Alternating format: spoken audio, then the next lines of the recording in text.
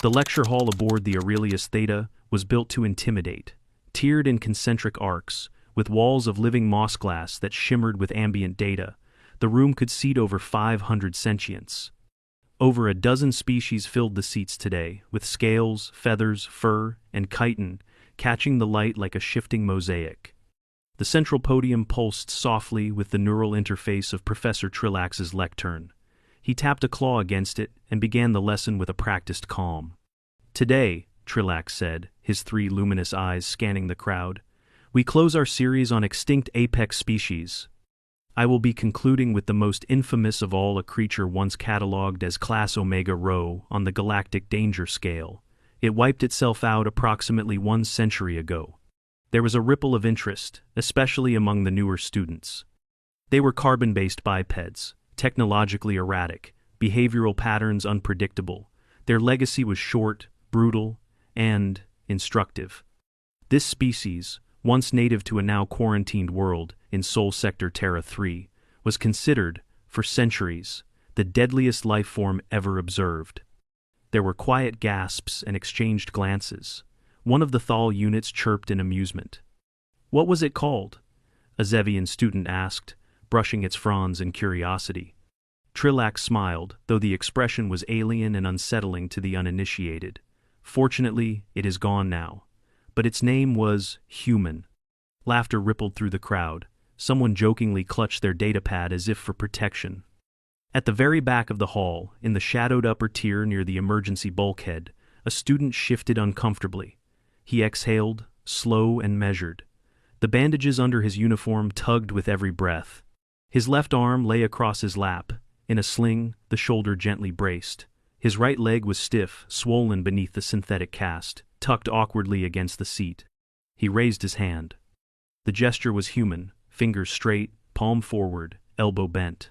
The motion was slow, deliberate, with an economy of effort that betrayed pain behind every centimeter.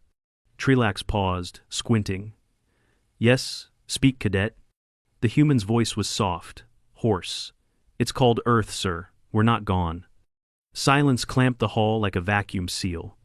Dozens of eyes, lenses, stalks, and sensory appendages turned. No one moved. The overhead lights dimmed slightly in response to the neural tension in the room. Trillax blinked twice. "I beg your pardon?" The cadet slowly shifted forward in his seat, wincing. "Earth. 3rd planet in Sol Sector. You called it Terra 3, but we never use that name. We call it Earth." Trillax stared. "You are a human?" The young man gave a single nod. "Name's Derek, Midshipman Derek Klein, attached to Xenonavigation and Survival Studies." A Vortari in the row below him scooted sideways, just slightly. Another student began scanning the galactic registry on their lens pad, looking for confirmation. "But the probes," Trillax said slowly. "The reconnaissance missions, none returned. Your planet was classified dead." "Yeah," Derek muttered. "Funny thing about Earth. Half the probes fried in our magnetosphere, the other half got confused by the noise. You ever try triangulating a clean signal through 5,000 overlapping satellite bands and microwave towers?" He paused. "Also, we shot a few down. Thought they were weather balloons." A Drenian near the front raised a trembling limb. "Why would you destroy exploratory probes?" "Because we didn't know what they were," Derek said flatly. "And you sent them during our Cold War." "Wrong timing. We were nervous. Real twitchy back then." A ripple of discomfort. Trillax hesitated. "That is concerning. But perhaps you exaggerate. This must be a mistake. The biological and historical data clearly show human extinction." Derek made an effort to rise. He had to grip the seat in front of him, breath stuttering. His sling slipped, and he caught it with a pained grunt, guiding the injured arm back into place. Slowly, he limped down the aisle toward the central platform. His boots thudded softly against the biotextile floor, but every step broadcast effort. When he reached the central podium, Derek turned and faced the hall. 3 weeks ago," he said, "I crashed on a Class X toxic moon during a training mission. Systems failure. Emergency beacon blocked by a radiation storm. Ship nose dived into a ravine. I dislocated my shoulder on impact. Left leg snapped mid-shaft. Compound fracture. Several students winced. A few looked away entirely. I had 3 options: lie there and die, wait for a rescue that probably wouldn't come, or improvise. Trillax folded his arms, intrigued despite himself. You survived? Derek nodded. Reset my shoulder using the seatbelt from the crash harness and a shattered strut for leverage. Passed out from the pain. Woke up a few hours later and splinted my leg with hull scrap, foam insulation, and a roll of medical tape.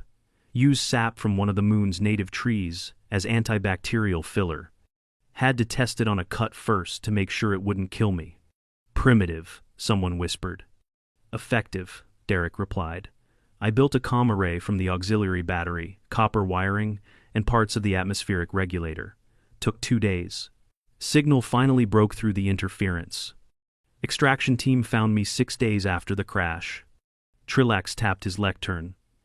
You are certain of these details? I've got the scars, Derek said, lifting his sleeve to show a ridged patch of healing skin along his forearm. Still in recovery, can't fully extend my shoulder. Rehab's another 5 weeks. And I walk with a limp. A Drevian at the edge of the row spoke up. That doesn't sound survivable. Derek's lips twitched. It shouldn't have been. Professor Trillax blinked slowly. This demands verification. Derek shrugged, then hissed and held his shoulder. Check my file, or talk to Lieutenant Harrow, he pulled me out. For a long moment, no one moved. Then Trillax keyed his lectern. A hollow screen unfolded midair. Rapid data queries scrolled across it.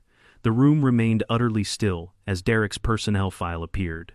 Photos, mission logs, medical scans, extract reports. He was telling the truth. Trillax slowly sat down. I must amend my lecture, he said quietly. The deadliest species is not gone. It is from Earth, and, evidently, very hard to kill. The silence broke not with laughter, but with a wave of quiet murmuring. Several students made notes, eyes wide. A Grell student reached into their bag and nervously offered Derek a glowing blue stone. We, use these for healing in my culture. Would you like one? Derek blinked. Thanks, but I'll stick with physical therapy and antibiotics. As the class began to pack up, Trillax stood again. His voice was softer now. Midshipman Klein, what drives your kind to endure so? Derek looked around the room at faces filled with fear, curiosity, and awe. We don't aim to be deadly, he said, adjusting his sling with a grunt. We just really, really hate giving up. The class did not disperse quickly. Long after the lecture officially ended, students lingered in awkward clusters. Whispered voices carried across the vaulted chamber as if afraid to disturb something ancient. The name Earth began threading its way into conversations like a contagion. Derek remained near the podium, half-seated on a stair railing, nursing his injured arm. Someone had fetched him a hydration flask, flavored with something sweet and mildly bitter, alien, and oddly pleasant. The pain in his leg was manageable if he didn't stand too long, but the swelling in his shoulder had started again. He'd overdone it. Professor Trillax hadn't left either. He stood with his back to the room, tail slightly arched deep in private dialogue with the central research terminal via neural uplink. Derek could see the data stream dancing across the display. Archived reports, species logs, footage from pre-contact, satellites, declassified probe telemetry. You said, Trillax began at last, turning slightly, that your people rejected the name Terra 3?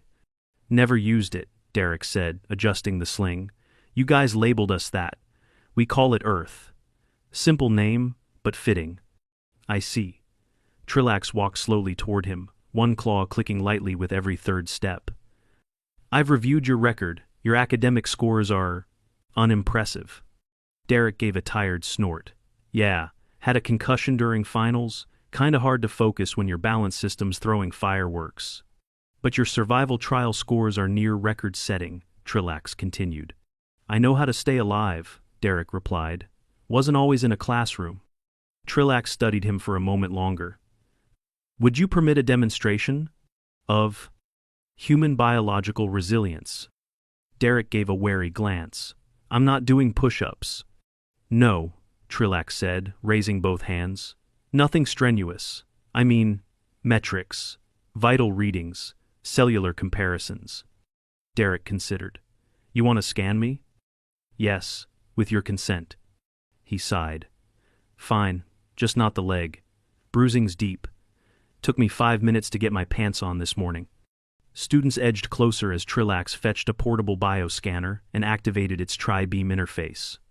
Derek sat straighter, arm held loose in the sling, and winced as the scanner hummed against his chest, then his temple, then the injured shoulder. The results appeared mid-air, real-time diagnostics. Elevated creatine kinase, indicators of sustained muscular trauma, bone remodeling underway, neurological inflammation, increased white blood cell count, accelerated healing observed in dermal tissue. Trillax's voice rose slightly with each finding. 3 weeks since the crash, you said? Yeah, Derek said. 7 more of rehab, if I do the work. Trillax flicked his antennae forward. That speed is unnatural. No, Derek corrected, it's desperate. Healing fast is useful when you don't know if you'll be ambushed tomorrow. A Hroth student, a tall, silvery species known for their delicate lung systems, raised a tentacle. Why did your species evolve this way? It asked. Pain tolerance, stress endurance, rapid clotting, it's excessive. Derek exhaled. Because our world is mean. That answer didn't satisfy. He elaborated. Earth has everything trying to kill you. Heat waves, ice storms, earthquakes, venomous things, teeth, disease, hunger, people. You want to live there? You get good at bouncing back. A younger Lyral student raised its feathery appendage. But your species wars with itself? Derek gave a bitter smile. Frequently. It's how we test if we've learned anything. The students looked horrified. Not proud of it, he added quickly. But surviving each other taught us more than peace ever did. Professor Trillax paced in a slow circle around him. I found archived footage. Human field medicine during what you call World War II. Soldiers using shoelaces as tourniquets. Amputations done with handsaws. Morphine shortages. Yet, survival rates were staggeringly high. Derek's jaw tightened. My great-grandfather was in that war. Lost 2 fingers. Lit a cigarette with the remaining ones on his hospital bed, then got in a bar fight 6 months later. A burst of low, incredulous trilling came from one of the spectators. Your people fight after grievous injury? Derek shrugged. Sometimes because of it. Trillax turned back to the crowd. Let me show you something. He keyed his terminal, bringing up a new display. An anatomical comparison between humans and several known sentients. Layers peeled back skin, muscle, bone, vascular patterns, neurological pathways. Here, he gestured, the human skeletal matrix redundant in load-bearing joints, allowing compensation after fracture. Their circulatory system reroutes flow instinctively after trauma. Their neural networks are inefficiently wired, yet they allow for compartmentalization of pain. He switched the view again. This, he pointed, is a species not optimized for survival, yet built to refuse death. Derek interrupted. We didn't ask to be like this. Trillax turned. No, but you are. A silence followed. Not of awe yet, but of recalibration, of understanding shifting. A voice came from the left tier. A young Izari with translucent skin and oversized eyes leaned forward. If humans are still alive, she said, why haven't more of you come to the university? Derek's expression darkened slightly. Most don't even know you're out here. First contact got botched. Records misplaced. Earth was labeled non-viable by accident. Some politician buried the report after the probes disappeared. The galaxy moved on. Then how did you get here? Scouted, he said. Random incident. Spaceport fire on Vega 2. I dragged 3 engineers out of a collapsed hangar. They weren't human. Word got around. Someone higher up pulled my file. Next thing I knew, I was on a transport to Aurelius Theta. And the crash? Another student asked. Training run. We were simulating solo recon missions. Bad weather system knocked the shuttle into a dead spiral. I was the only one on board. He paused. Well, me and the emergency instruction manual. That drew a few soft laughs. Derek leaned back slightly. I'm not the best we have. Not by a long shot. There are people back home who could outthink, outfight, and outlast me. I just got here first. Trillax looked at him a long moment. Then, with surprising formality, he extended one hand. On behalf of the Interstellar Academic Council, I welcome Earth back to the known galaxy. Derek didn't take the hand. Instead, he said quietly, we never left, you just stopped looking. By the following rotation, word had spread. Derek couldn't walk through the atrium without catching stares, some reverent, some cautious, a few openly terrified. In the hydroponic corridor, 2 Lyral students dropped their nutrient trays when he limped past. A trio of Honorarians whispered something and subtly shifted their path to avoid coming too close. The staff nurse on Deck 8 offered him a mobility chair for ease, but her second set of hands trembled when she handed over the access key. He declined. The limp was bad but manageable. You'd think I bit someone, Derek muttered to himself as he braced his arm, rotated his bad shoulder a few degrees, and kept walking. Professor Trillax requested a follow-up session, voluntary, informal, strictly for discussion. Derek had agreed, mostly because saying no wasn't something he was good at. Also, he needed access to the motion assist table in Lecture Bay 9. The standard seats still made his leg throb. He arrived early. The professor was already there, mid-conversation with a pale blue Medcari student, who glanced at Derek and immediately excused himself. Trillax gestured toward the central platform. I appreciate your presence, he said. Sure, Derek replied, lowering himself carefully onto the reinforced bench. Wasn't doing much besides PT anyway. Physical therapy, Trillax mused. Another system I find both barbaric and fascinating. You purposefully re-injure muscle fibers to force adaptation. Derek smirked. That's the polite way of saying it, yeah. The room filled quickly. More than 70 students showed up this time. No laughter, no casual curiosity. Just scribble-ready datapads and a collective tension that made the air feel thick. Trillax opened with an image. It wasn't Earth. It was a frozen planet in the Darlathi fringe, long abandoned. The surface was shattered, darkened craters, burnt ridges, no life, only static distortion. This is Jaran 4, Trillax said. 2 centuries ago, an outbreak of neurological parasites wiped out its dominant species in under 5 weeks. Their civilization collapsed. A single probe landed here last cycle. It found nothing left. The image flickered. Then, another Ardathi Prime, jungle world, overrun by genetically modified flora. They engineered their own extinction, introduced a growth accelerant to their crops. Within 2 years, the ecosystem devoured every habitable zone. Murmurs stirred among the students. Trillax stepped aside and looked at Derek. And Earth? Derek sighed. Pick your apocalypse. A few glanced up. Climate collapse? We had that. Came close to boiling ourselves off the map. Got real creative with carbon trapping. Still digging out of it. Nuclear brinkmanship? Had that too. One near launch from ending the species in the 60 seconds.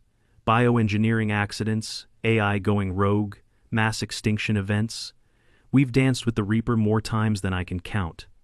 And yet, Trillax said, you persist. We adapt, Derek said. Or we go extinct. We don't usually get second chances, but when we do, we make the most of them. A student raised a limb. What about your body's reaction to failure? Your emotional pain responses are extreme. You mean grief? Derek asked. Among your kind, the loss of one is felt for years. It clouds judgment, impacts decision-making. Other species adjust quickly. Derek nodded slowly. Yeah, we don't let go easy. He hesitated, then said, my younger sister died when I was 14. Lung failure. Genetic defect. Nothing we could do. A silence settled over the room. It gutted my family, he said, for a long time, but it also pushed me to study emergency medicine, then survival training. I figured if I could help keep someone else from feeling that, maybe she didn't die for nothing. Several students shifted uncomfortably. That's the other thing about us, Derek said. We don't like losing people. Sometimes that turns into war, sometimes into art, or invention, or dragging yourself out of a burning shuttle because you promised someone back home you'd see them again. One of the Drevian near the front lifted a tentacle. What is your pain tolerance like? She asked gently. Derek tilted his head, thoughtful. Depends. Everyone's different, but we'll keep going long past the point where it's smart to stop.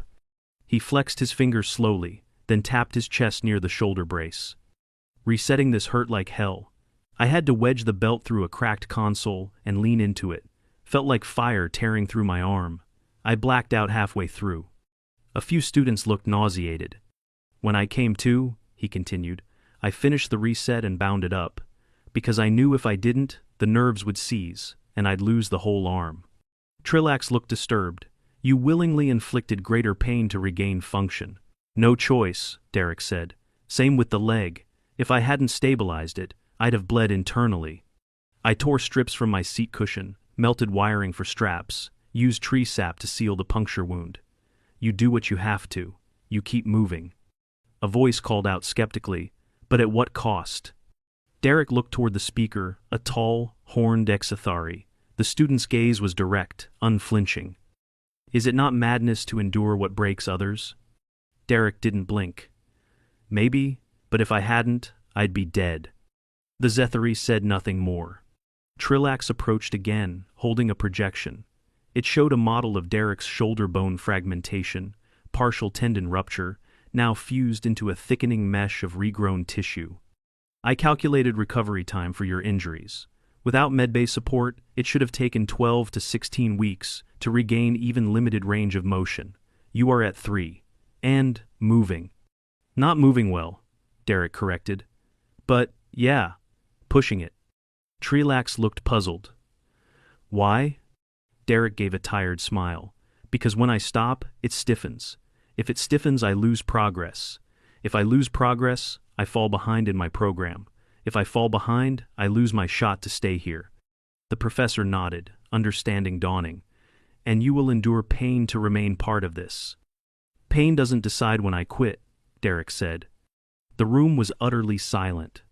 Then, Aliral, voice trembling, asked, Are all humans like this? Derek looked up at the ceiling for a moment, then back down. No, but a lot of us could be, if we have to. A moment passed. Then another student, Izari, again timidly raised a hand. May I ask something less serious? Derek waved his good hand. Please. Is it true that caffeine fuels your soldiers? That actually drew a grin. In part, yeah. During long ops, caffeine's critical. Coffee, energy tabs, sugar. We even had gum with stimulants for blackout missions. Gum? Someone repeated, horrified. It helps you stay awake. Trust me. Some wars were won on bad sleep and strong espresso. Trillax looked deeply disturbed. You chemically enhance yourselves to function while injured or exhausted. Sometimes, Derek said. But honestly, half the time, it's just spite and stubbornness. The professor blinked. Spite? You know, anger, pushing through because we refuse to give in. A long pause. Trillax finally said, I need time to process this. Derek nodded, standing slowly, grunting as he found his balance. Take your time, we've only just started showing up. As he limped toward the exit, several students instinctively stepped aside. Derek paused at the door. You're asking the wrong question, by the way. Trillax turned. What do you mean? It's not how do humans survive so much, Derek said over his shoulder. It's why do we always get back up? 2 weeks passed. By then, the limp was less noticeable. Derek could lift his left arm to shoulder height without grimacing. The tremor still came when he overexerted, but the swelling in his leg had finally gone down. He walked the campus without assistance, slow, sure, but upright. He wasn't surprised when the invitation came. Not from Trillax this time. It came from the Council of Interstellar Species Research, a closed symposium reserved for matters of galactic biological interest. Derek's inclusion was labeled exceptional. That was code for, we're not sure what you are, but you scare us too much to ignore it. The symposium chamber was smaller than the main lecture hall, but heavier with status. Half the seating was filled by species who didn't breathe the same air, but tolerated temporary field bubbles to be there. The lighting was colder. The questions would be, too. Professor Trillax stood near the dais. He nodded as Derek entered, this time with no escort, no professor shielding him, no dramatic reveal. He simply walked to the center, took a breath, and faced the unknown. A dozen delegates watched him, flanked by research assistants and legal advisors. One of the presiding speakers, high-cheeked, obsidian-skinned, a Frawl scholar known for emotionless questioning, began the session. Midshipman Klein, the purpose of this inquiry is to assess your species classification on the Interstellar Biohazard and Threat Index. Are you prepared to testify? Derek blinked. That's a thing? It is, the F-Roll said flatly. You may begin by clarifying the current condition of your injuries. Derek rolled his left shoulder. 3 fractures, 1 dislocation, torn ligament. I'm 5 weeks into an 8-week healing timeline, mobility at 70%.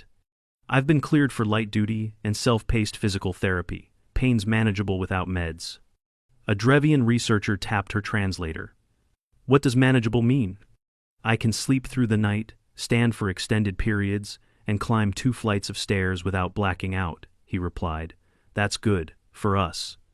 Were those results achieved through regenerative biotech? Nope, just a lot of rehab and a high-protein diet, scar tissues doing most of the patchwork.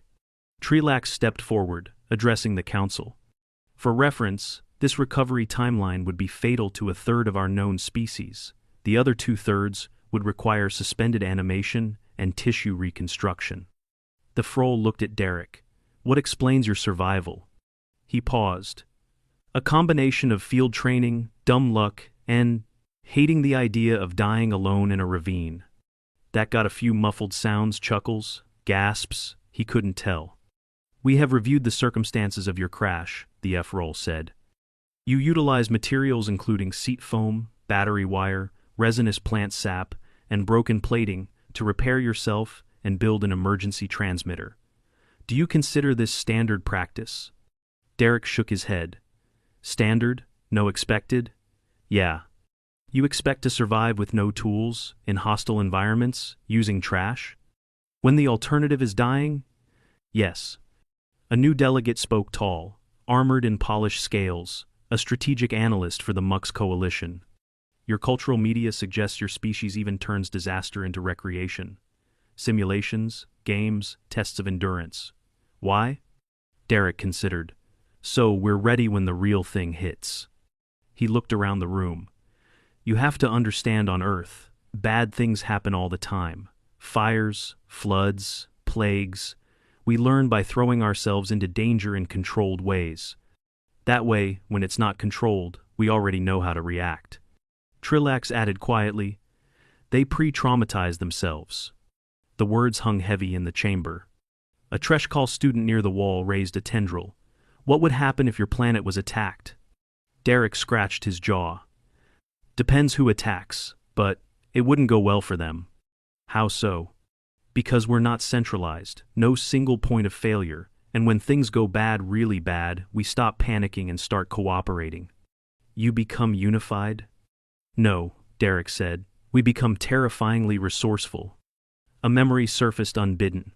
He saw himself, jammed under a broken bulkhead on that moon, shoulder on fire, leg numb, blood pooling under his back, fingers digging through bent metal and cold soil to find wiring, not to escape, just to call for help.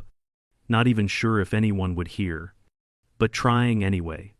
Always trying. I don't think we're the deadliest species because we're violent, he said softly. I think it's because we won't stop until we win, or at least until we drag ourselves far enough to make someone else's job easier. One of the observers typed a note. Another leaned forward. Your kind has no biological edge, no venom, no claws. You're weak compared to others, yet you thrive in conflict. Derek nodded. Yeah, because we're not built for peace. We're built for recovery. The F-Rawl's gaze didn't waver. You claim your species can recover from anything. No, Derek said. Not anything. We grieve, we fall apart, we lose people, and sometimes we never bounce back the same way. He paused, meeting every eye in the room. But we keep going. Trillax spoke again, this time without notes.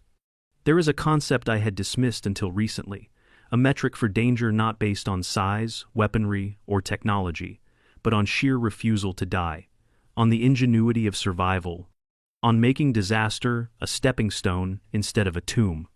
He looked directly at Derek. I once taught that the deadliest species was extinct. I now submit to the Council. It is alive, difficult to categorize, and native to a small, blue planet called Earth. There were no objections. The FROL tapped his console. Earth's status will be updated accordingly. Its inhabitants are to be approached with diplomatic caution, not military assessment. Until further review, all assumptions of planetary vacancy are to be suspended. The session ended without ceremony. Derek left the chamber through the side corridor, walking slowly. He passed a group of first-year students. None spoke, but one of them, the youngest, with soft golden skin and wide vertical eyes, gave him a small bow as he passed. That night, Trillax found him on the observation deck. The stars outside shimmered over the rim of a gas giant. Derek sat alone, legs stretched, shoulder resting on the low rail, a heat wrap pulsing beneath his jacket. Trillax approached quietly. You never told them the worst part. Derek didn't turn. Didn't need to. About the crash. About being alone. Derek shrugged. They wouldn't get it. Not really. Trillax stood beside him. I reviewed your vitals from that first scan. You had a 20% chance of survival unaided. Lower, given infection risk. Sounds about right. You're aware most species would have accepted death. Derek looked out at the stars. That's the difference, Professor. He turned now, looking Trillax in the eye. We don't wait for death to find us. We crawl away from it. Bleeding, cursing, half-broken, but moving. Always moving. Trillax said nothing for a long time. Then, finally, with a quiet bow of his head, he said, Then let this stand. Not as fear, not as warning, but respect. Derek exhaled slowly. That's all we ever wanted. And somewhere, far from Aurelius Theta, on the edge of the Perseid Drift, a scout ship recorded telemetry from a seemingly empty system. A blue-green world turned slowly beneath a thin ozone veil. No comm signals, no active satellites. The probe labeled it Terra 3. The operator paused, hesitating at the classification. He reached for the uninhabited tag, then thought better of it, and quietly typed, Do not assume.